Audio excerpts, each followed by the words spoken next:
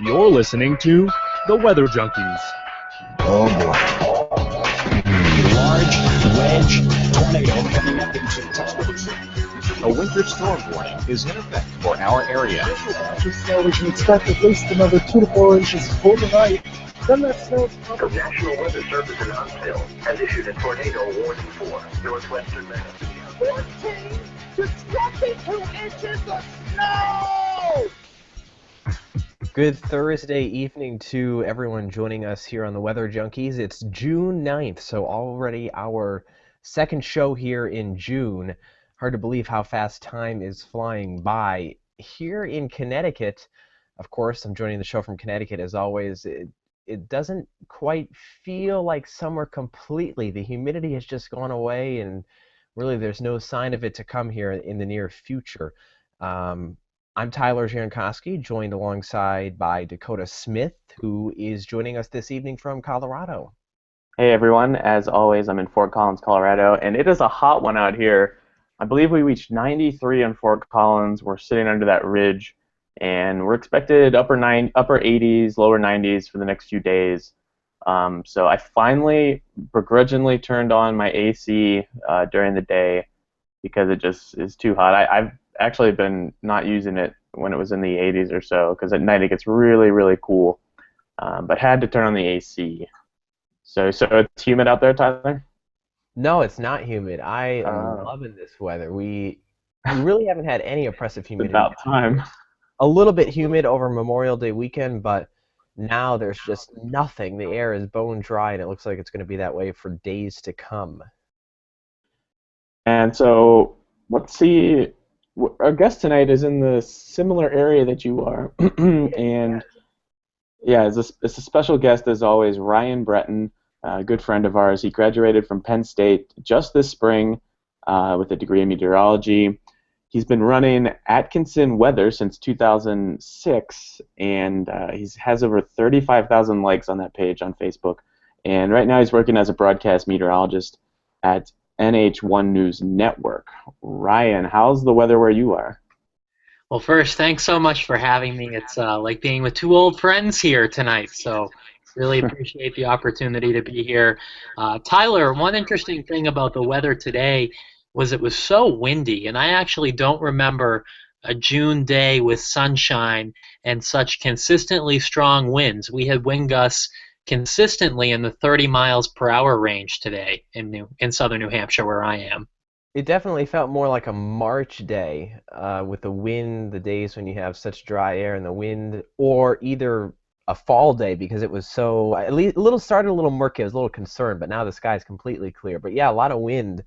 But I would take that any day over 90 with humidity. We haven't really had much severe weather. I don't think we've had any severe weather yet this season. We did back in February, but I think we're on borrowed time. I certainly agree. Second half of June into July is the time to really get severe weather around here. So if we don't get into a pattern soon with that, we may go unscathed, which is good. Last summer, for the general public. Much at all going on, so right. I don't know. So let's go into the tweets of the week here. We'll start out with one from Ian Livingston. We've had a few of his tweets on the show thus far, and I don't really want to talk about this that much because we spent the whole episode on it. But I thought I'd share it so our viewers can read it if they haven't yet. His tweet says, "Attacking storm chasers doesn't accomplish anything, and it's often misinformed." It's a great piece in Capital Weather Gang in the Washington Post. So check it out if you haven't. You can follow him at IS Livingston. Yeah, it looks like it got a lot of reaction here in the reply section to the tweet. It looks like even some people that have come on the show have chimed in, but I just based on the short tweet that he published, I think our opinions when we had the show were spot on. We didn't really attack storm chasers. My opinion is that it's a free country. You can do whatever you want.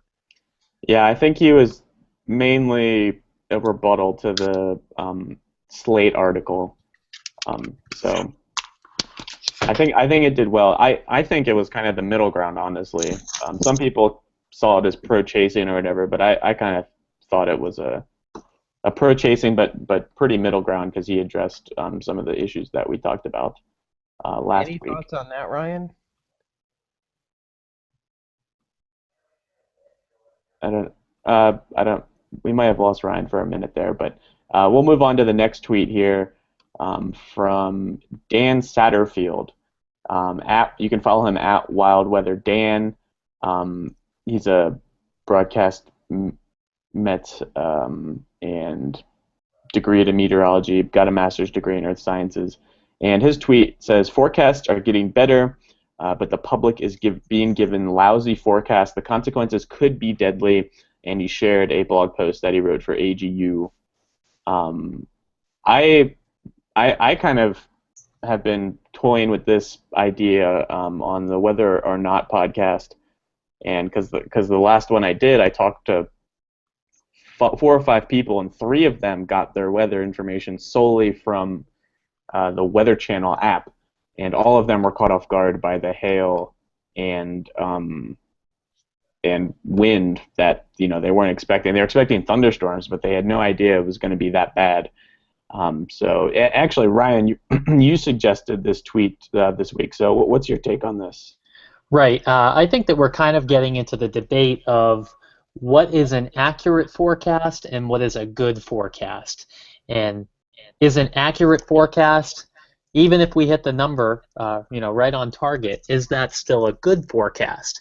And I think the argument that the folks at AccuWeather maybe are making in response to Dan's post is that there are humans involved in the process, and the forecast that's seen on the AccuWeather app does have some modification by a meteorologist.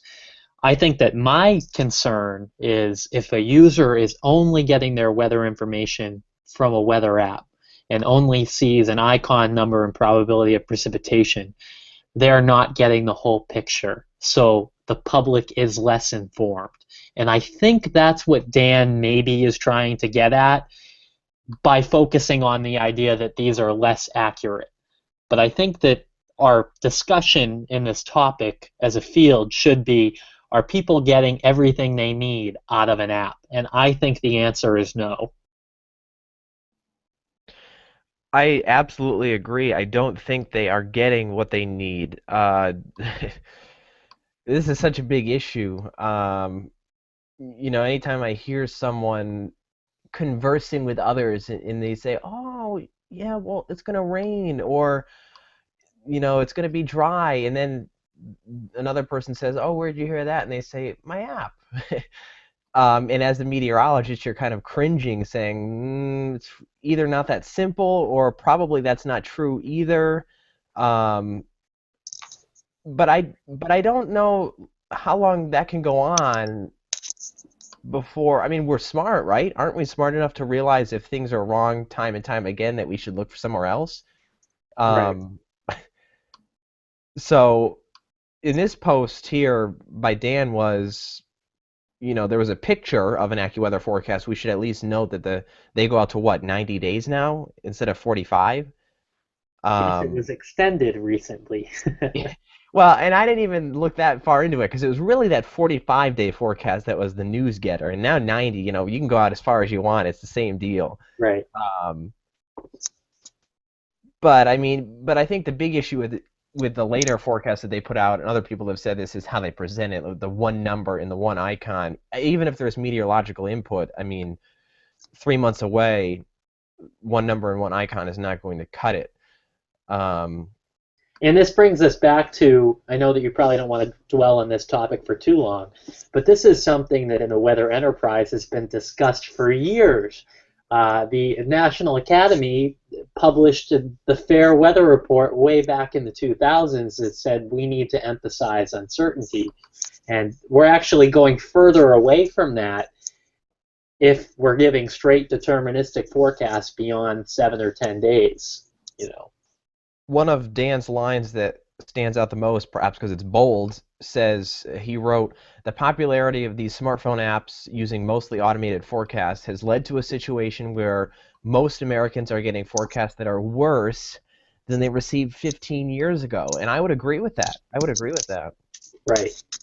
And I mean, it's unfortunate the article was geared toward AccuWeather because you can put all of those apps kind of in the same area, I would say. If people don't understand what they're seeing, it doesn't matter if it's 100% accurate too. And that's my point. Even if AccuWeather says their app is the most accurate, I actually don't really care. Meteorologically and maybe based on the numbers, that's great. But if people aren't understanding what they're seeing, that's the problem that I would have with that. And if they're not getting the whole picture from the app. Yeah, I believe it's James Spann that has said before, your forecast can be really good and spot on, but if people don't act on it in the way that you thought they would or should, then your forecast is worthless. I'm not sure if that was him, but I believe it was. He's one of the greats, so I'm sure it was. I want to chime in here. Right after I read this, I sent out a little tweet and said, "Could someone make the case for 45-day forecast?" And I got a lot of responses, and they were all pretty good. And generally, the consensus was from a business standpoint, it makes sense. From a science standpoint, not really. Matt Mahalik said, it's smart from a business standpoint. Science-wise, you got to start somewhere? ? Maybe. And Devin Boyer had a nice response. There's lots of value in subseasonal forecasting, very important in energy markets, that's a great point. But with the getting down to the detail that these 45 to 90-day forecasts go, it doesn't really make any sense, and he made that point as well. So that's It's kind of just my like, 2 cents. it's just like a news story. You have a car accident, you have a picture with, guts and gore in it, and most people in person will say, "Oh, don't post that." But you post it, everyone clicks, everyone looks, they all want to see it. So it's the same idea. Yeah, but no, it's not. It's not the same idea. Well, It's a science. Meteorology is a science, and it's not. There should be some respect for the science of forecasting, I think. What I'm saying is, even if someone tells you they understand the forecast is not right, they will absolutely click on it. That's what I'm saying. They will absolutely go where it is to look and see what it is. Even if they know a little bit that it's probably not worth looking at, they'll still look. That's my point. Yeah, I think, if I can just add one point, I think that something we're seeing in the field is that 10 years ago, maybe even 5 years ago, the forecaster was able to control the message. If the National Weather Service wanted to issue a winter storm watch 48 hours before the first snowflake fell, and a winter storm warning 24 hours before the first snowflake fell, they could do that with little to no issue. Conversely, in a case of severe weather, now we have these outlooks that go out many days that people post. 5 or 10 years ago, we didn't have that. And the forecaster could control the message. And now with these apps that are out there and forecasters doing it at home, as I'm guilty. As a kid, I did it, and we'll talk about that, I think. But I did it in a responsible way. There are people that may not be doing it in a responsible way. But I think that the field is still struggling, especially these forecasters who have been around for a long time, that we can't control the message anymore. And because AccuWeather took a step in that direction of putting even more information out there, it's almost like they just gave into that because they said that there is a need for it or there is a use for it. Does that make some sense? Yeah, it does. It's a valid point, and I wanted to read here. Ed Oswald tweeted at us again. He said, "Look at PA weather action mess. People shared it far and wide, and some people knew it was wrong." That was concerning the severe weather that happened in the Mid-Atlantic. I guess it was last week or last weekend. Right, Sunday. Sunday, yeah. And they had this crazy thing. I don't even want to give it the attention, because it doesn't deserve it. But yeah, that was shared a lot, and people were expecting a lot of severe weather and long-lived track tornadoes, and I think that text was in there. And so yeah, thanks Ed for that I guess we should move on here. We spent a lot of time on this topic, and we could dedicate a whole episode to it. So maybe we'll do that in the future. But let's move on to our next tweet. Let's see. I'm gonna. Yeah. So it's Capital Weather Gang. It's another article about the Capital Weather Gang, and you can follow them at Capital Weather. The tweet is Congress is considering privatizing key roles of the Weather Service. That's a mistake. Tyler, you shared this one, so I'll let you take it away. Yeah, this is actually something I hadn't seen before a couple of hours ago. Apparently, an Oklahoma representative, his name is Jim Bridenstine, proposed some legislation that would prohibit the Weather Service from creating new services if the private industry already does it or could do it. This kind of showed up in a Twitter thread where there was some AccuWeather meteorologists talking about how they already issue tornado warnings for their private industry customers. And I can't remember the person. Some tweets have been deleted, I should say. But the person made the point that they do it very well. Obviously, we know that right now the National Weather Service is the official source of weather alerts in this country. I don't know the other details here of what this representative proposed. I mean, I am in an area where the Weather Service does a pretty poor job sometimes. We don't have a Weather Service office in Connecticut, but we have three. In Connecticut's small, right? We have three offices that cover the same small state, and oftentimes when you're on the border, there are huge problems that exist. Warnings that don't continue into the next office area, a spotty map where you have no science background to reasoning to why certain alerts are in different places. So sometimes you can't even show the map because it doesn't make sense. You have holes where there are no alerts. You go north and south and there's an alert. So I can see ways that the Weather Service can improve, but I would never support some private company from doing. I've never support a private company issuing at least severe weather alerts. If it was just that, if it was one place issuing the alerts, that'd be a different story. But if you were to do that, you'd have all these different companies issuing, warnings and tornado warnings, and then, one place issues a warning, and it's not the other company doesn't, and I think that's a not a great spot to be in the weather enterprise, to have all those different warnings, and that it just create a lot of confusion, I think.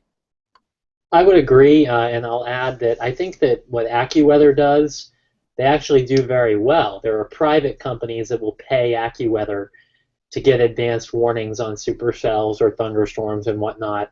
I can't remember the name off the top of my head, but in the rail industry, the railroad industry, they have a really big client, and they've saved them a lot of money because they've been able to divert their trains. And that's needed in the weather enterprise, but we need a centralized, I believe, source for general public warnings, and there's no way, in my opinion, you could really take that core mission of the National Weather Service away from them. I guess the representative made the point that the Weather Service should focus on providing the core data sets to everything and then letting other people build off of those data sets. I absolutely don't think weather warnings is one area that needs to be done. You could argue that the Weather Service has gone too far into the social media and broadcasting side of things, though. You could argue that. Absolutely, yes. But not weather warnings. I mean, we just got through talking about the fragmentation of weather communication and how people don't know where they're getting their weather from. They don't understand the reputation of sources. And now if we break up the warnings and let everyone do it, that would make our problem 10 times bigger. I'm curious. You said you could make the argument for National Weather Service going too far into the broadcast and social media side. What is the argument there? Should they not be on social media and sharing things via social media?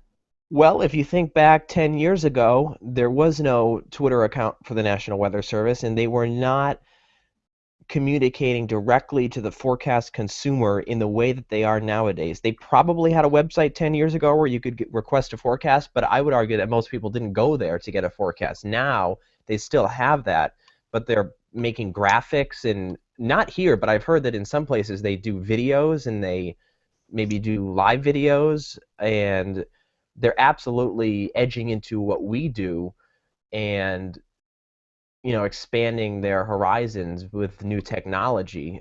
And in some ways you could view it as competition to what private companies do, television stations, radio, especially if you follow the Weather Service on Twitter. Ryan, you want to chime in?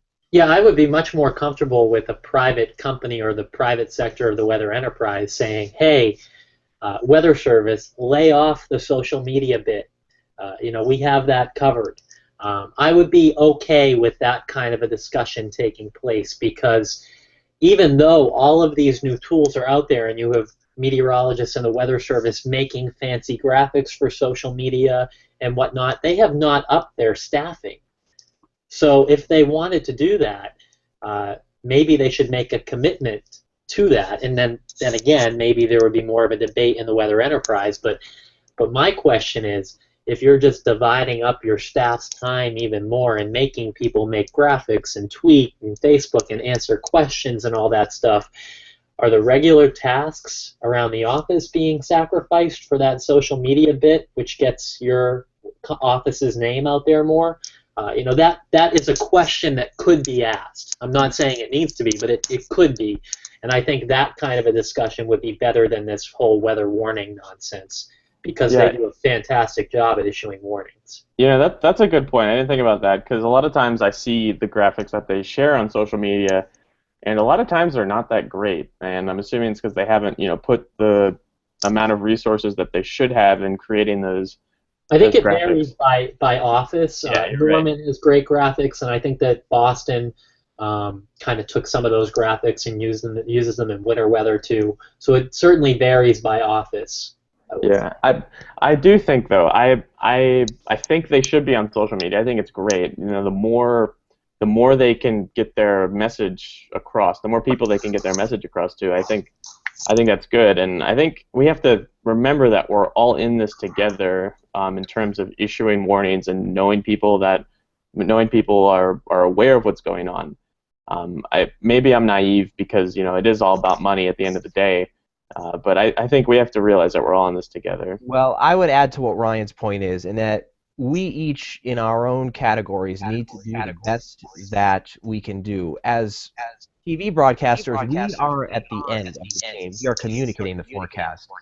And if it's not accurate, then everything falls down a little bit. And I can't tell you how many instances of storms there are in this part of the country, and I'm sure the whole country, where the warnings are not all that great. Sometimes even with a tornado debris signature in the Northeast, the warnings are missed. There's not even a tornado warning that's issued. So you absolutely could argue that there's a degradation in the quality of weather alerts, and therefore the entire chain suffers. Yeah, I would certainly agree with that. And I think that, like I said, if there's going to be a discussion about the roles of each sector of the weather enterprise, this is an area of discussion that should occur, not about the weather warning stuff. I think it's, what is your role? And it takes us back to the 2000s. We learned about this at Penn State with Ray Mann. The National Academy of Sciences commissions a report that defines what each sector should focus on. And in some ways, especially through the outreach and the social media, the Weather Service has actually gone away from the recommendations made in documents like the Fair Weather Report. It's just a comment. I'm not saying it's wrong. But if we're going to evaluate our roles, that's a place where we can at least start. Focus on your strengths would be my comment. Yeah, I agree there. And I wanted to share this one last thing. Devin chimed in on Twitter. He said, I have no problem with private sector issuing alerts to clients as added value, but government issuing public alerts is best. Basically what Ryan said earlier. So thanks, Devin, for chiming in there.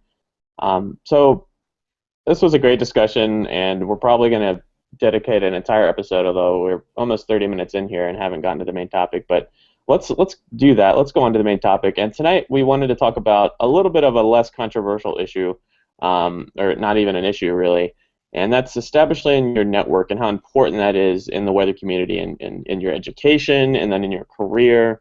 And so, Ryan, I think you're a perfect guest for this because you just came out of your degree and you're in the workforce now. So I wanted to start off with just getting a feel for what you do now, both at your job and on the side with Atkinson Weather, how all that is going. Well, thanks again for having me. This is a great topic, I think, and I hope that if any college students or high school students who might be interested in meteorology are listening, they learn something from this, or maybe mentors listening, learn something. And I'm not a perfect example, but I think that coincidentally through what I've done, I've built up a little bit of a brand, and a lot of that with the help of the mentors, that I've had through my career. As far as what I'm doing now, I graduated from Penn State a month and 3 days ago. Can't believe it. And I've been interested in a job in the broadcast field for a long time. And normally what you hear from people who have gone into that field is that you have to apply everywhere, send your resumes everywhere, send your resume tape everywhere, and I was prepared to do that. And in fact, I had started doing that. And then I moved home a couple of weeks ago, and I had reached out to a meteorologist at NH1 News named Joe Joyce. And Joe and I have known each other for several years because I was a weather watcher for him as a high schooler and through college as well. I sent him my resume tape, and I sent him my resume, and he invited me up, and they're kind of squeezing me into their schedule. So I'm working part-time for NH1. You'll primarily see me on Fridays and weekends or when they need me. And it's a fantastic opportunity to begin my career in my home state where my family, my friends can watch. I never thought that would happen, so I'm incredibly lucky to have this opportunity. I'm very thankful. Of course, ultimately, I'm looking for something more regular because I enjoy meteorology. I would like to be doing it 5 days a week. But this is a great opportunity, and I'm really happy to be with NH1. And it's a really great station, a lot of nice people. It's brand new. So that's all well and good. As far as AtkinsonWeather.com goes, you mentioned that I started that in 2006. So now we're in our 10th year. Actually, wow. I was in middle school then.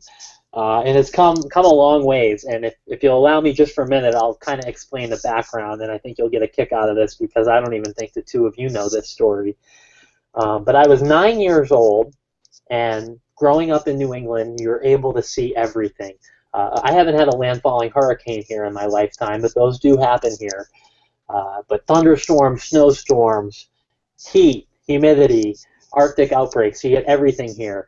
And I think that as a kid, I was always aware of the weather because I played sports. I was outside, but my interest in weather really exploded when I started skiing. And my dad would ask me to check out the websites of New Hampshire ski resorts and see where the conditions were best. And I was in 3rd grade at that time. And I started to get really interested in snowstorms. I really wanted snowstorms. So I would naturally watch the local TV stations. And I was 9 years old, and I sent the chief meteorologist at the NBC station in Boston an email at the time. They had been looking for weather spotters.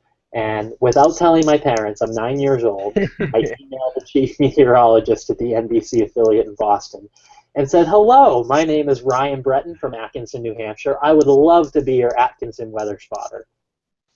Didn't tell my parents this until I got an email back from Todd Gross at the time that said, "Thank you so much for your interest, Ryan. Email me back when you're 10. So, that is the 1 year. Maybe he thought it was a passing interest, and it wouldn't. Oh, I see. Wouldn't really, materialize into anything. He didn't want to put the time in. I mean, this is 2005 at that point, I believe, 2004, 2005. So I was on like an AOL.com email. I mean, we're back in that era. Some people still are. A couple people, that's right. My dad. That's great. My mother is actually. But anyway, I emailed him back on my 10th birthday, and I became a weather spotter for Atkinson. And he had a really fantastic network of weather spotters in the mid-2000s in Massachusetts and New Hampshire. And there'd be weather spotter group chats on Yahoo Messenger, and people would talk about weather and all this stuff, and I was like, wow, this is great. And I don't really think at the time I really fully appreciated that, but it was cool to me.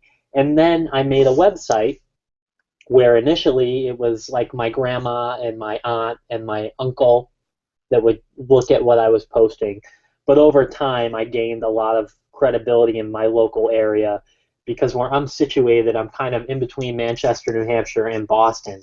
And our weather here can sometimes be different than the two of them. And especially through high school, I gained a lot of credibility on my Atkinson Weather website and through Facebook and whatnot, and have been fortunate enough to gain a bit of a following. And it actually gave me some real experience on not only how to forecast, but how to effectively communicate weather information to a fairly significant or large audience. Well, that's a fascinating story. Congratulations on 10 years for the website. That's a big milestone. I'll never forget when you did some chroma key work with your MacBook, and I was sitting with my friend, and now your friend, Michael Page, and we were like, boy, this kid is good. That was before you came to Penn State. So a good accomplishment there. So we're talking about building a community, building connections here in the weather community, and obviously the website has allowed you to do that. Speak to how important the connections are, and maybe how you've done some things differently than your peers. Well, I would say that I think that you hear about mentors and you hear about networking, and if you're doing it right, you probably don't realize you're doing it, if that makes some sense.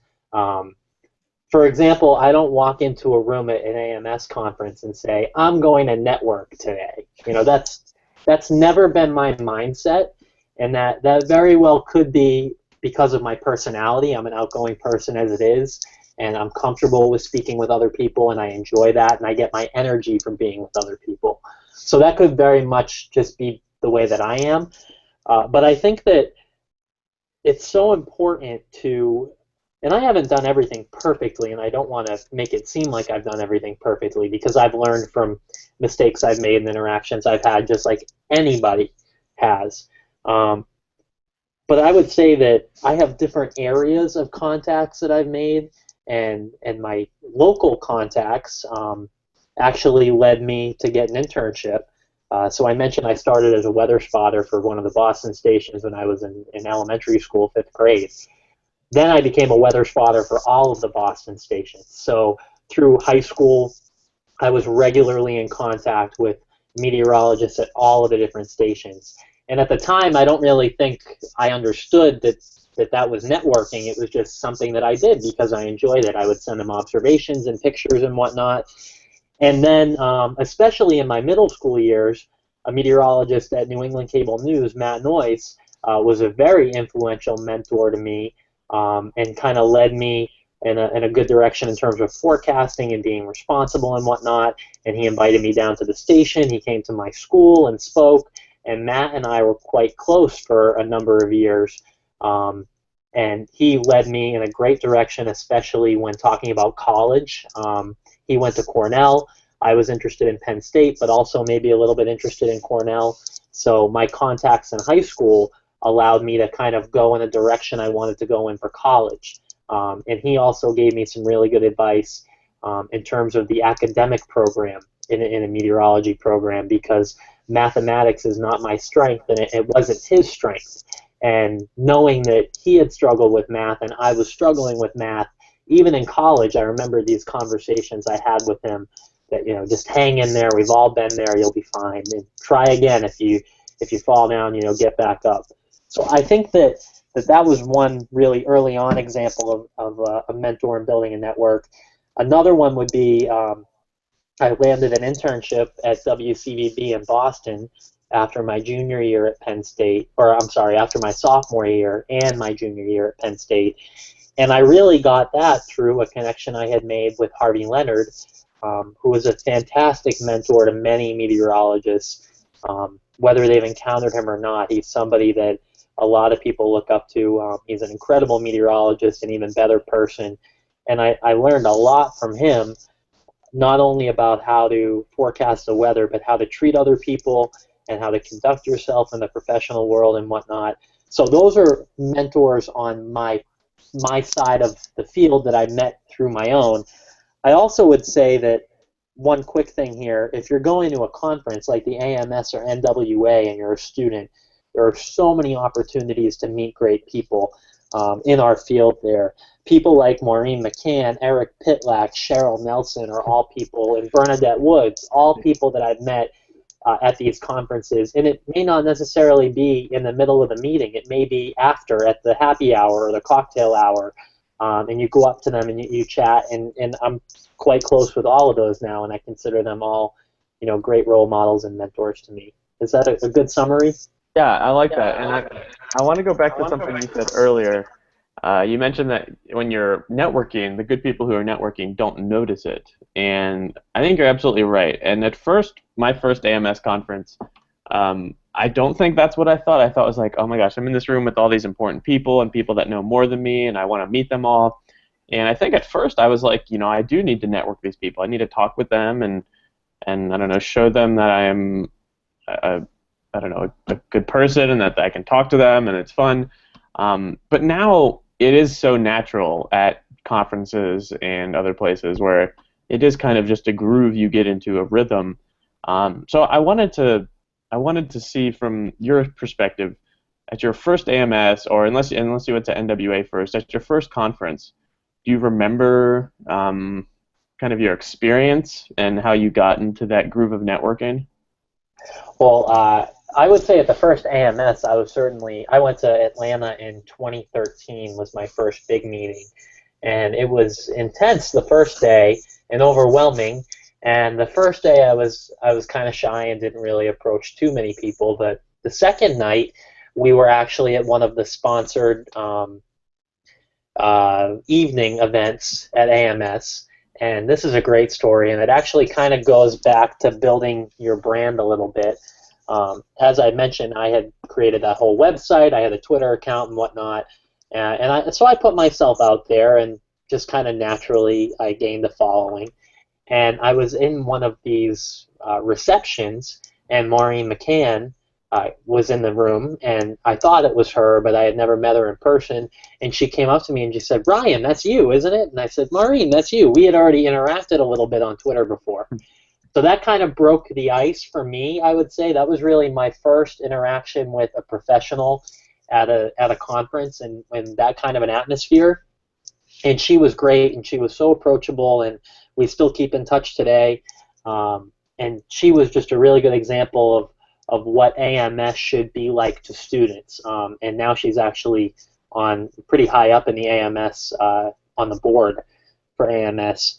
And I think that you just have to have that one experience that shows you it's okay to go out of your comfort zone and interact with these people who you've never met before and may be quite successful in your field.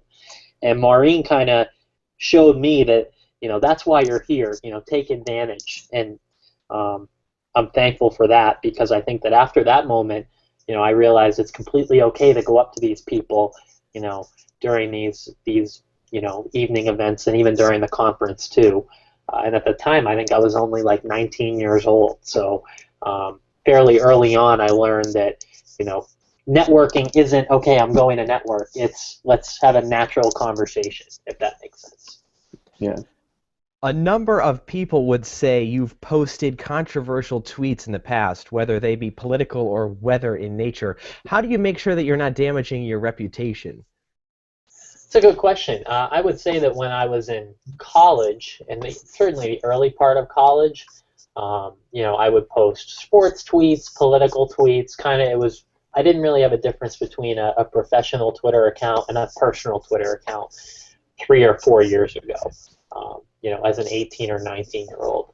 And I was more living in the moment, I guess. I would post my weather tweets. I would do whatever. If I found an interesting or controversial article, I would post it. Whether that be about climate change or politics, whatever the case may be. And I think that I learned, especially in the last 2 years, that I'm older now, really should not veer into that. So I think that if you look at the way that I present myself on social media today versus the way maybe 3 years ago I presented myself on social media as a immature, not immature, I mean I was fairly mature, but a 19-year-old not really considering the future, I would say that I'm certainly, more in the professional realm now. So, and I might be pulling back the curtain here, but a lot of broadcast meteorologists make a second account, one for their kind of professional Twitter and tweets, and then one for kind of a more personal thing. Do you guys do that? I have one, and I maintained it a little bit more in college and in high school and whatnot. But I actually think that when I was younger and I had a following on Twitter of 1,000 or whatever the case may be, I put some of the personal stuff out there because, I have this following. Maybe I'll get a retweet or a like or whatever the case may be. So some advice I would say to high schoolers or college students would be to keep them separate. What would be your recommendation to others in the weather community when it comes to treating disagreements on Twitter, things they don't disagree with, or just negative content in general? Well, I actually was talking with Dakota about this a little bit yesterday. I've pretty much taken myself out of the Twitter debates that happen in the weather community. There are so many meteorologists on Twitter, for example, that if one article is posted, it seems like at least once a week there's some sort of mini debate.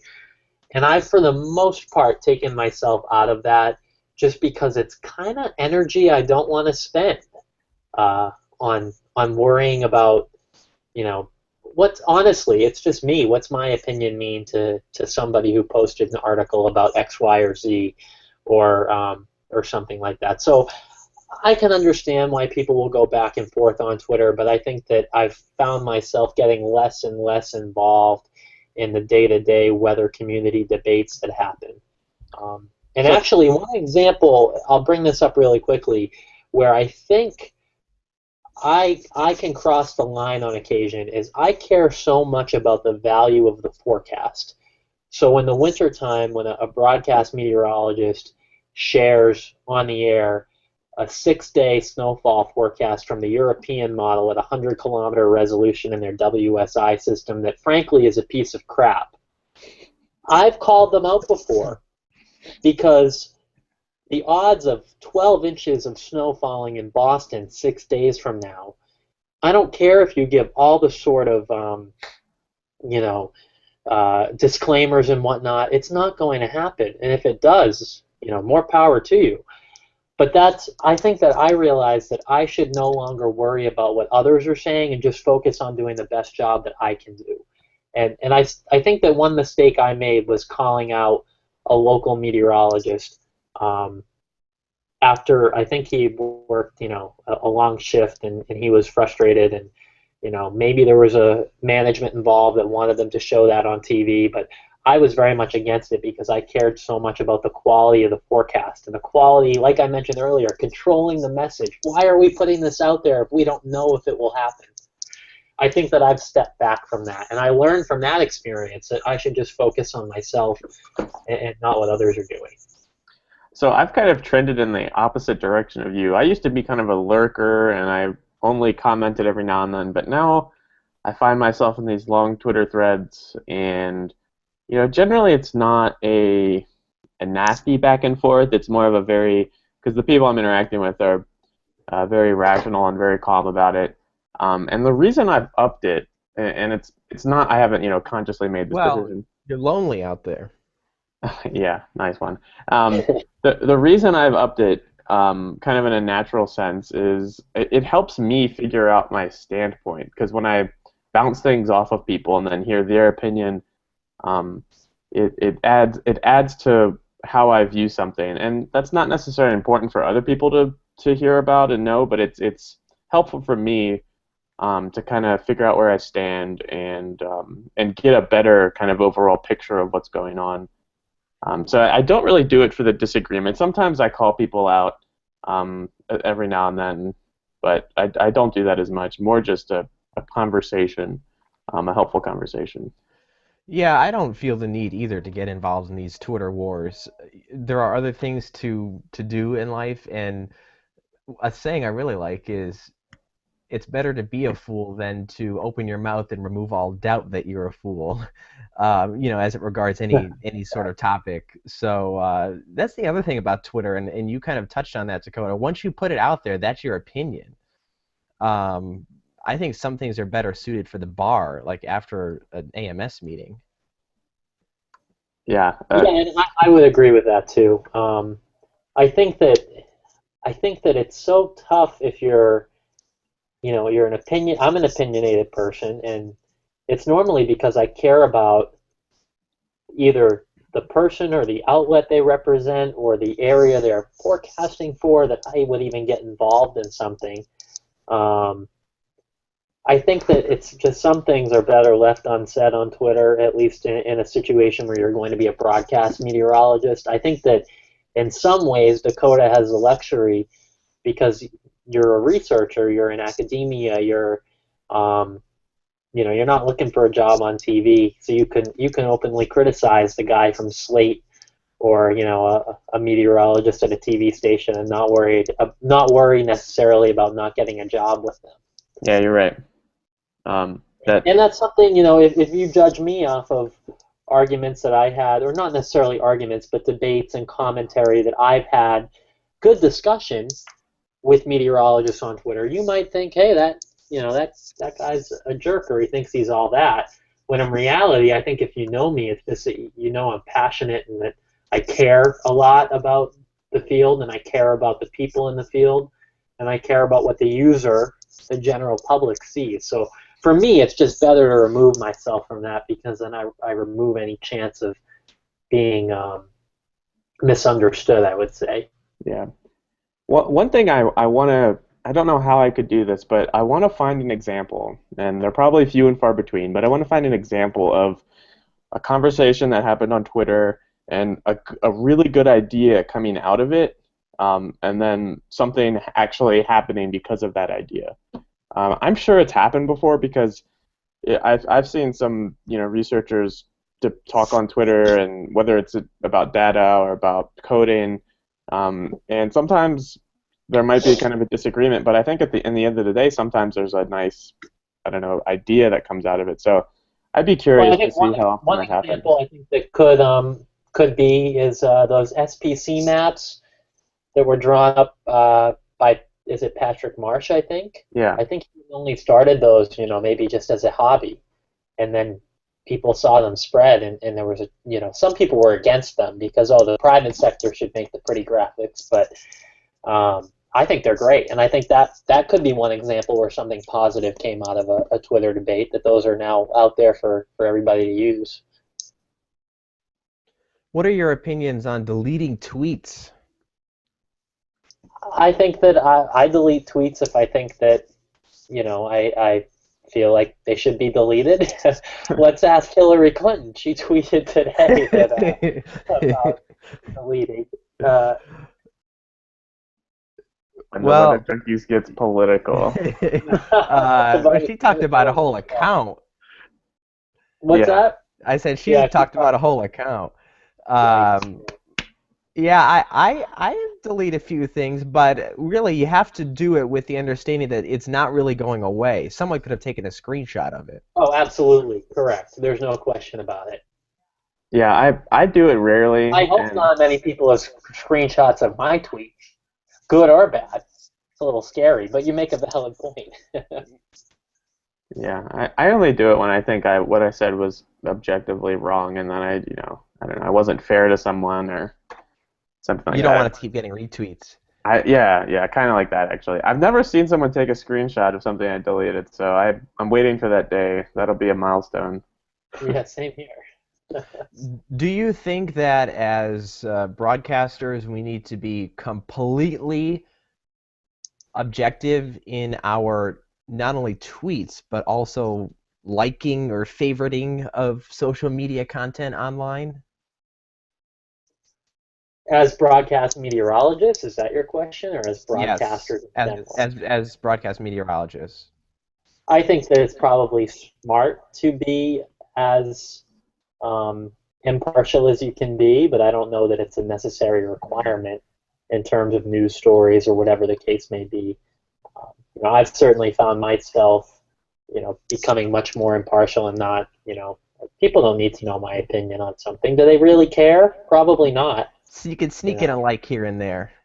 yeah, you can give it a try, but I mean, you could certainly look across Twitter and see many news types doing all sorts of egregious things with the like functionality. So I think you're right in saying we should be sensitive to that, but there are other people that have bigger issues. right, absolutely.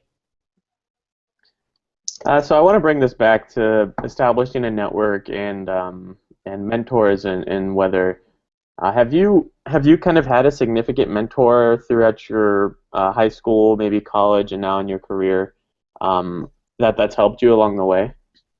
Yeah, absolutely. I would say that I mentioned him before, Harvey Leonard at WCVB in Boston, and I've been fortunate that I've had many people give me advice and mentor me in different ways, but Harvey, especially the past 6 years, 5 or 6 years, I would say has been a consistent, you know, force and presence in whether it was my education or my internship or whatever the case may be.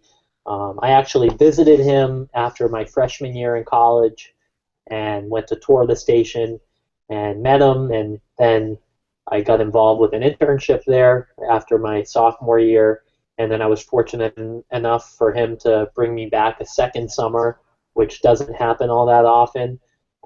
And with him, he has a great quote about internships, and I think it's so true.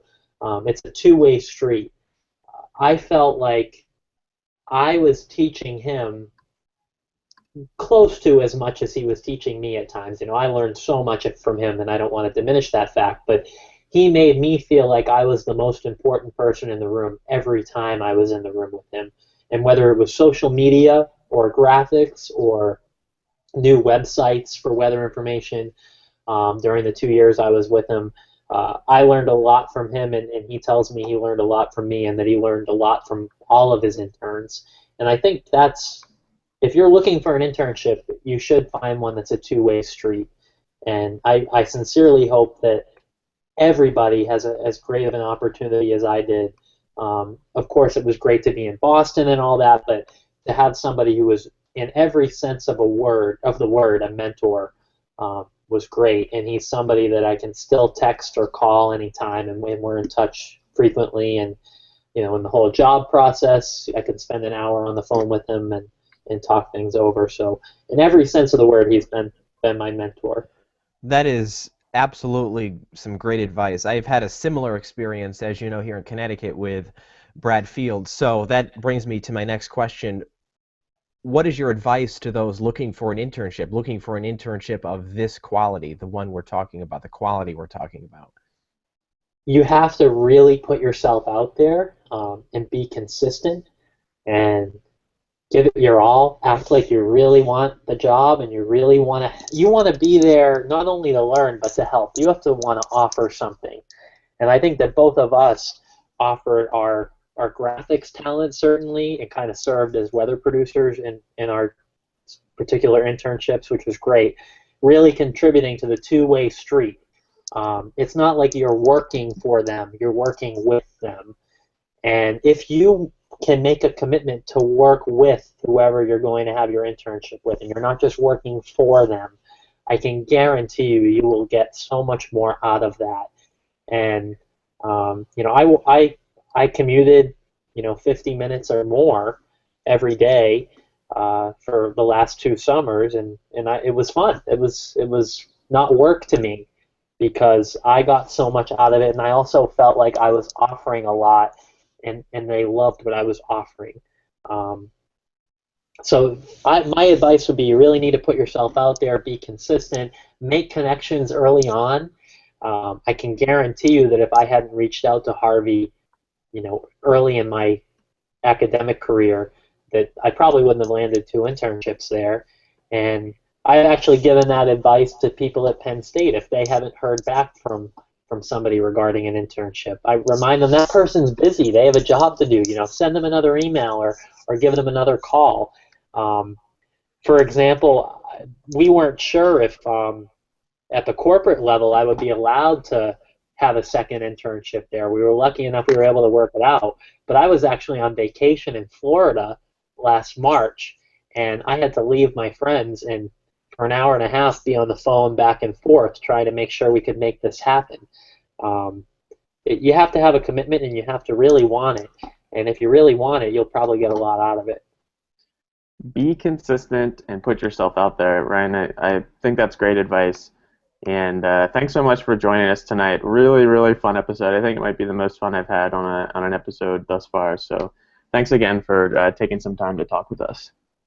Thanks for having me. If you ever are interested again, I'd be happy to come on. It's a lot of fun. And I have to give a shout out, Dakota. This is like our old Up in the Air days.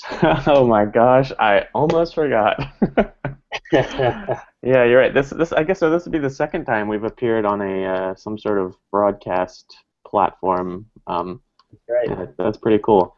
So if you don't follow us already, you can follow us on Twitter at the WX Junkies, and we live tweet the show. So if you want to comment, chime in, we normally read those tweets. If you have a question, we'd be glad to take them in future shows. We're also on Facebook. You can find this podcast on SoundCloud, YouTube, Stitcher, or iTunes.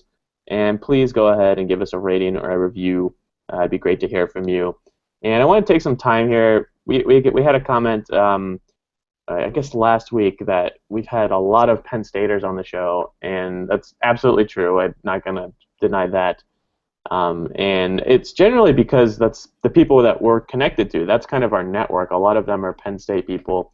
And we try to mix it up as much as we can in terms of field, in terms of where they're from and backgrounds. And we'll continue to do that in the future. But if it's a Penn State overload, we apologize for that. It's just the people that we're talking to, and we don't have a lot of time to reach out to people. And friends are more likely to come on the show just because they know us anyways. So just wanted to comment on that. And I want to give one pitch to Whether Ready or Not. If you haven't listened to that podcast, I've had one episode. Go ahead and get it a listen. It's on all the Weather Junkies platforms. Tyler, you want to send us out? Next week, we have Andrea Thompson on the show. She is a senior science writer for Climate Central, and we will be discussing what it's like to write about climate science and write for the organization being Climate Central. So that is our episode for next week. For this week, that is all. For Ryan, Dakota, and I, thank you for listening, and we hope you'll join us right back here next week.